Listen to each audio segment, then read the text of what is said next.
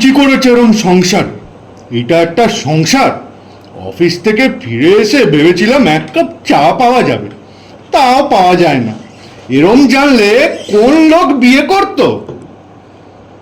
ঝাঁটা বাড়ি এরম কথায় বলি, কে কিরকম চাচায় তা দিয়ে তোমার কি বাছা? যাগ্গে বাছা বলেছে, মানে আমাকে বলেনি, নন্দী ভিঙ্গিকে বলছি। শেষবারের মতো বলছি, চা কি পাওয়া যাবে? আধ ঘন্টা ধরে তো বলছি 5 মিনিটের মধ্যে দিচ্ছি। বলি কুলোর মতো কানে কি তুলো গুজে বসে আছো? আরে দূর, চায়ের জন্য আমার মোটেই তাড়া নেই। এই তো 40 মিনিট ধরে চেয়ে 5 মিনিটের মধ্যে চা পেলাম। আসলে তুমি নন্দী ভিঙ্গিকে বকছিলে কিনা, তাই তোমার হাত থেকে ওদের বাঁচানোর জন্য। যাই হোক, ছাড়ো। থামো তুমি, বকবই তো। ছোট মুখে ওদের বড্ড বড় বড় কথা বলে কিনা প্রভুরও ষাঁড়ের মতো চেঁচায় কেন? আরে তুমি বলতেই পারতে যে তোদের প্রভু তো আর মেয়ে মানুষ না যে গরুর মতো চেঁচাবে। পুরুষরা ষাঁড়ের মতোই চেঁচায়। তুমি আমাকে গরু বললে? আরে দূর, ওসব ছাড়ো। এই দেখো, অফিস থেকে বোনাস পেয়েছি। কাল মালা, ভাবছি পুজোর পরে কোথাও একটা বেড়াতে যাব। কই কই বোনাসটা দেখি। এ মা, মাত্র 800। অন্য পকেটে কত ঢুকিয়েছো দেখি দেখি। আচ্ছা আচ্ছা, এই দিচ্ছি। ভেবেছিলাম একটু জল পুলিশের আন্ডারে যাব। যাগ্গে। চুপ করো, তাহলে হলো গিয়ে 1200। কি যে ছাইয়ের অফিসে কাজ করো যে এত কম বোনাস দেয়। নারদকে গিয়ে দেখো, ও যে অফিসে কাজ করে সেখানে ওকে 2500 টাকা বোনাস দিয়েছে।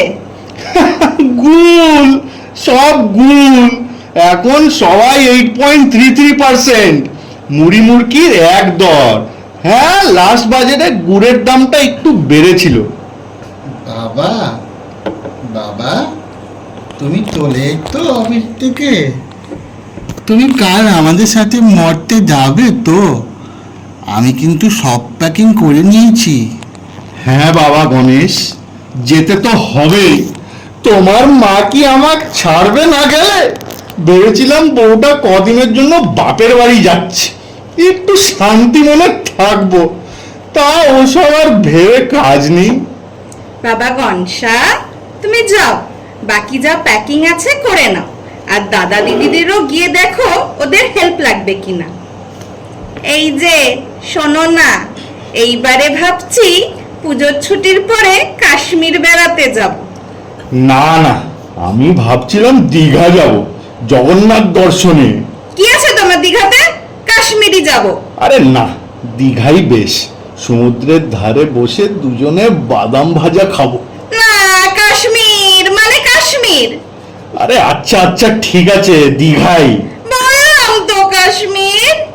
ঠিক আছে, তুমি আমাকে ওরম ম্যাডাম আর মনে করো না যে বইয়ের ভয়ে রাজি হব। আমি নিজের ইচ্ছায় বলছি কাশ্মীরই যাব। পথে এসো। এবার বলো, বাজার করতে হবে কি? হ্যাঁ, ইলিশ মাছ আনবে। কাল থেকে কিন্তু নিরামিষ 10 দিন। মাঝে মাঝে ইচ্ছে করে নিজের গলায় দড়ি নিজেই দিই। এই মহিলার 1600 টাকা কিলো ইলিশ মাছ খাওয়া ইচ্ছে গুছিয়ে দিই একবার।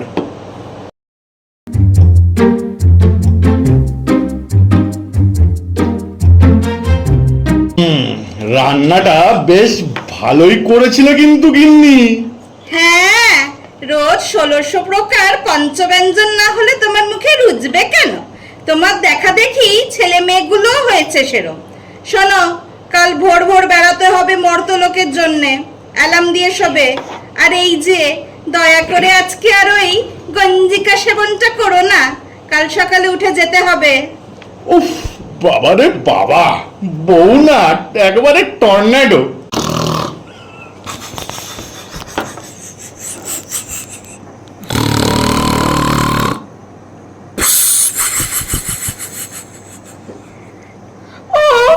বাবারে, এই বুড়োটার জেনারেটর আবার স্টার্ট হয়ে গেছে। এই যে ওঠো, এই বুড়ো ওঠো। হ্যাঁ, কি হয়েছে? তোমার সাথে আবার অসুরের যুদ্ধ শুরু হলো নাকি? না গো, জেনারেটর আওয়াজে ঘুম ভেঙে গেল। জেনারেটর? এ মা, ছি ছি ছি, আমি জলের মোটরটা না বন্ধ করে ঘুমিয়ে পড়েছিলাম। ট্যাঙ্ক ওভারফ্লো করে গেছে নাকি? না, জলের পাম্পের জেনারেটর না, তোমার নাকের জেনারেটর। বলি, অফিস থেকে এতগুলো টাকা মেডিক্লেমের প্রিমিয়াম দিচ্ছ, একটা ইএনটি দেখিয়ে নিতে পারো তো। আচ্ছা বাবা, আচ্ছা, আমি বাইরে গিয়ে ঘুমোচ্ছি, তুমি এখানে ঘুমো। থাক, আর ঘুমিয়ে কাজ নেই, উঠে পড়ো, 4টে বাজে। ওই শুনতে পাচ্ছ, বীরেন্দ্র কৃষ্ণ ভদ্রবাবু অল ইন্ডিয়া রেডিওতে মহালয়া শুরু করে দিয়েছেন। ধুর বাবা, আবার অ্যাড শুরু হলো। এই কারণেই তো বলেছিলাম বুড়ো, ইউটিউব প্রিমিয়ামটা নিয়ে নাও।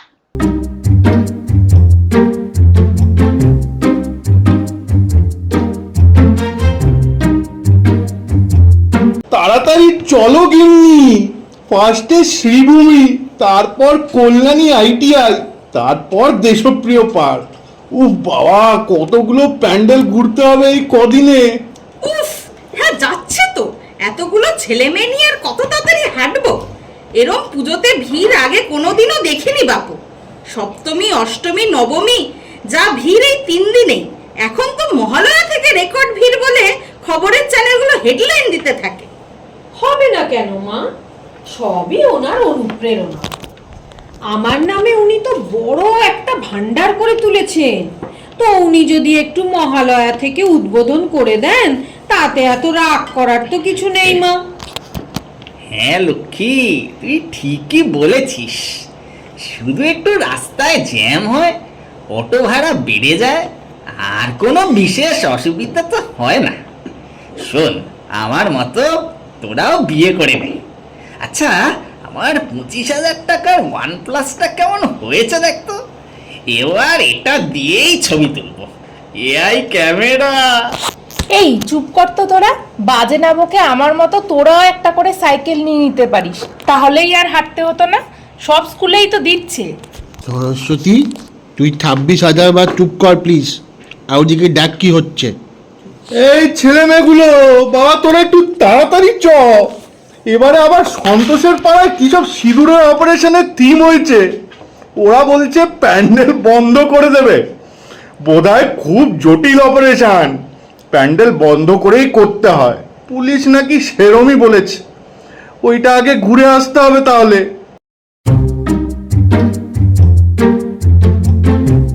বলছি প্রভু, আমার না খুব বিপদ, একমাত্র আপনারাই বাঁচাতে পারেন। কি বিপদ তোমার বাবা?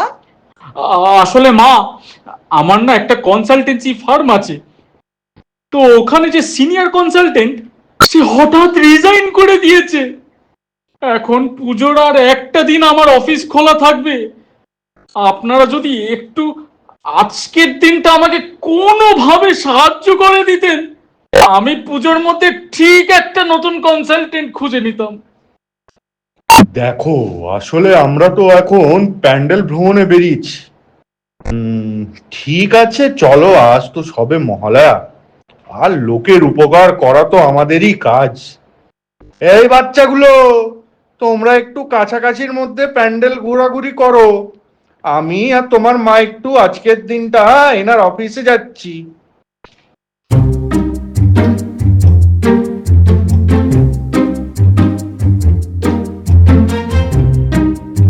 কি হলো, গেল কই? অফিসে ধূপ ধুনো দেওয়া হয়ে গেল? আমি কি এখন এখানে বসে বসে ডিম পারবো নাকি? তোমার ডিম পাড়াই উচিত। গেছিলে কই মুখে পাউডার মাখতে? কত পাউডার এনে ভরিয়ে দাও। গেছিলাম পিন্ডির জোগান করতে, খাবার বেলায় তো সরসপচরই চাই। আমি তো ওই খাবার বেলায় খাই শুধু একটু ওই থানকুনি পাতার ঝোল আর একটু ভাত, আর নিজে তো ঝিঙে চচ্চড়ি, মাছের মাথা দিয়ে কচুর শাক। বাজারে দাও মাত্র 50 টাকা, সেটা দিয়ে আবার মাছের মাথা। দোকানদার কি তোমার ভগ্নিপতি? না, তোমার মামা। একদম মামা তুলে কথা বলবে না বলে দিচ্ছি। একদিনও ঝগড়া না করে সকালটা একটু ভালো করে শুরু করতে পারলাম না। 1 নাম্বার। বলছি প্রভু, যদি আপনার আর মায়ের মধ্যে কোনো সমস্যা হয়ে থাকে, তাহলে আমি না হয় পরে আসবো, আরে না রে ভাই, নিজের বউকে একটু দেশের রাজনৈতিক পরিস্থিতিটা বোঝাচ্ছিলাম আর কি। তুমি বলো কি সমস্যা? আসলে আমার একটা প্রশ্নের উত্তরের জন্য আপনার কাছে এলাম। এই যে টিনের বাক্সে 11 টাকা ফেলে দাও, এবার বলো কি প্রশ্ন? এই বছর কলকাতায় এত বেশি টুরিস্টের আমদানি কেন? প্রশ্নটা আমার এসএসসি পরীক্ষায় আসতে পারে। এটা খুব সহজ উত্তর। 1945-এর যুদ্ধ থেমে যাওয়ার পরে কলকাতায় কেউ ব্ল্যাক আউট দেখেনি, তাই সেটা দেখতে এবার এত টুরিস্টের আমদানি। আমি এসেছিলাম প্রভু। এসেছিলাম মানে? আপনি নম্বর ছাড়া ঢুকে গেলেন কিভাবে? আসলে আমি খুব বিপদে পড়ে এসেছি প্রভু, আমাকে বাঁচান আপনি। আগে টিনের বাক্সে 11 টাকা, এবার বলেন। আমার প্রথম ছেলের নাম না সুরপতি, তারপরেরটার নাম রামাপতি, তারপর গণপতি, নেপতি, সীতাপতি, ভূপতি, তারপরেরটির নাম রেখেছি শ্রীপতি। প্রভু এবার না আবার ছেলে হয়েছে প্রভু, কি নাম রাখি বলেন তো? এবার রাখেন ভগ্নিপতি, আর একটা হলে তার নাম রাখবেন উপপতি। 3 নাম্বার। পেন নাম প্রভু, পেন নাম। টিনের বাক্সে 11 টাকা, এবার বলুন। হ্যাঁ হ্যাঁ, এই দিয়ে দিলাম। আমাদের গ্রামের প্রভু নকুলেশ্বর বাবু জানেন তো, ভীষণ প্রতাপশালী, মানে সরকারি মহল, পুলিশ মহল, ভীষণ প্রতাপ। নিচে যেমন দশা সেই চেহারা, তেমনি রাগী, স্ত্রী পুত্র কেউ নেই।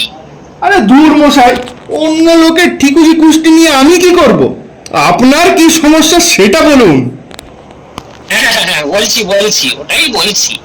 নকুলেশ্বর বাবু একটা নতুন বাড়ি বানিয়েছেন, গ্রাম শুদ্ধ লোককে ডেকে ডেকে দেখাচ্ছেন। এর মধ্যে হয়েছে কি, আমার বাবা বলেছে যে বাড়িটা তো বেশ ভালোই হয়েছে, তবে এত সরু সিঁড়ি, মারা গেলে অত বড় লাশ নামাবে কিভাবে? ব্যাস, আমার বাবাকে জানেন চালান করে দিয়েছে পুলিশে। হ্যাঁ, তারপর? তারপর আমার বড় ভাই সেখানে গেছে, বুঝলেন, বলছে আমার বাবাকে ছেড়ে দিন, বাবার কোনো বুদ্ধি শুদ্ধি নেই, লাশ সিঁড়ি দিয়ে নামাবে কেন, জানলা দিয়ে বাইরে ফেলে দিলেই হলো। ব্যাস, ওকেও থানায় চালান। তাই নাকি? আগে হ্যাঁ, তারপরে শুনুন না, আমার ছোট ভাই সেখানে গেছে, সে বলছে নামানোরও কোনো দরকার নেই, জানলা দিয়ে ফেলারও কোনো দরকার নেই, বটি দিয়ে কুচি কুচি করে কেটে ঝুড়িতে করে নামালেই হবে। ব্যাস, ওকে ধরেও পুলিশে চালান করে দিয়েছে। সর্বনাশ! এখন সমস্যা হয়েছে প্রভু, এখন আমাকে যেতে হবে ওখানে। গিয়ে কি বলবো একটু যদি বলে দেন প্রভু। বলুন যে আমার বাবা ভাই কারোর কোনো বুদ্ধি নেই, আপনার তো স্ত্রী পুত্র কেউই নেই, মারা গেলে লাশ ভিতরে রেখে বাড়ি ধরে জ্বালিয়ে দেবেন, পরে সেখানে সমাধি করে দিলেই হবে। 4 নাম্বার। প্রভু বলছি, অনেক ডাক্তার কবিরাজ দেখিয়েছি, এখন আপনি আমায় একটু বাঁচান। আগে টিনের বাক্সে 11 টাকা, তারপর বলেন। এই এই নিন আপনার 11 টাকা। বলছি, গেল বছর আমার টাইফয়েড হয়েছিল, এর আগে 2 বছর আমি ম্যালেরিয়াতে ভুগেছি, এরও আগে আমার অ্যাপেন্ডিসাইটিস অপারেশন হয়েছিল, তারও আগে আমার বেরি হয়েছিল, বুঝলেন। আর বুঝে কাজ নেই, আপনি বলতে থাকুন। এরও আগে আমার জন্ডিস হয়েছিল, তার আগে একবার নিউমোনিয়াতে ভুগেছি, তার আগে একবার ফ্লুরোসি হয়েছিল, তার আগে একবার গ্যাস্ট্রিক আলসারও হয়েছিল, তার আগে একবার আমাশাও হয়েছিল, তার আগে কার্বঙ্কলও হয়েছিল। আপনি একটু দম নিন, এখন আপনি কি চান? আপনি আমাকে একটু বাঁচান। বলছি গিন্নি, শুনছো? কি হলো? তোমার ত্রিশূলটা এনে এনার পিঠে তার দিয়ে বেঁধে দাও তো একটু। এটা আবার কি? আপনার আদ্যপান্ত যা রোগের ইতিহাস শুনলাম, তাতে আমি যা বুঝলাম আপনার একমাত্র বাজ পড়াতে মৃত্যু হতে পারে, সেটাও আমি আর্থিং করে দিলাম। আয়ুষ্মান ভব। 5 নাম্বার। কে?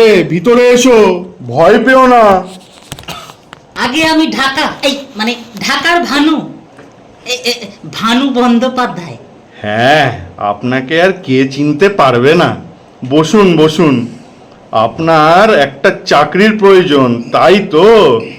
আগে হ্যাঁ প্রভু। তো তুমি যুদ্ধের যেতে রাজি আছো তো? আগে হ্যাঁ। কলকাতার বাইরে পাঠালে যেতে রাজি আছো? হ্যাঁ। ভারতবর্ষের বাইরে পাঠালে যেতে রাজি আছো তো? এই চাকরির জন্য দেখেন আমি ওই সোলার সিস্টেমের যে কোনো জায়গায় যেতে রাজি আছি। বাহ, বেশ বেশ, আমি তোমাকে সেনাবাহিনীতে ব্যবস্থা করে দিচ্ছি। তবে যুদ্ধে যেতে হলে না আমার ওই দুটো কথা আছে। কি কথা? আমি যদি যুদ্ধে মরি, বিদেশে মরলে কোনো কথা নেই, তবে নিজের দেশে মরলে দুটো কথা আছে। নিজের দেশেই মরবে? নিজের দেশে যদি মরি তাহলে আমার দেহ থাকবে কোথায়? এই মাটির ওপরে নাকি তলায়? ওপরে থাকলে কোনো কথা নেই, তলায় থাকলে দুটো কথা আছে। মাটির তলাতেই থাকবে। বেশ বেশ, সেই মাটি যে চাষ হবে সেটা কি লাঙল দিয়ে নাকি ট্র্যাক্টর দিয়ে হবে? দেখুন, ওই লাঙল দিয়ে হলে কোনো কথা নেই, হ্যাঁ, তবে ট্র্যাক্টর দিয়ে হলেই ওই দুটো কথা আছে। বাবা, ট্র্যাক্টর দিয়েই হবে। এই ট্র্যাক্টর দিয়ে যখন আমার কঙ্কাল তুলবে সেটা পাঠাবে কোথায়? এই ফার্টিলাইজার ফ্যাক্টরি নাকি পেপার মিলের? ফার্টিলাইজার ফ্যাক্টরিতে পাঠালে কোনো কথা নেই, এই পেপার মিলে পাঠালে দুটো কথা আছে। পেপার মিলেই পাঠাবে? হ্যাঁ, বেশ বেশ। তো সেই পেপার মিলে যে পেপার তৈরি হবে সেটা কি রাইটিং পেপার না টিস্যু পেপার? রাইটিং পেপার হলে কোনো কথা নেই, টিস্যু পেপার হলে দুটো টিস্যু পেপারেই হবে। তাহলে হালায় যুদ্ধই যাব না। এই ম্যানেজার, এইদিকে এসো, আমি চললুম, তুমি থাকো তোমার কনসালটেন্সি ফার্ম নিয়ে। গিন্নি, তুমি কোথায়? চলো প্যান্ডেলে যাই, যত সব পাগল ছাগলে ভর্তি মর্ত লোকটা।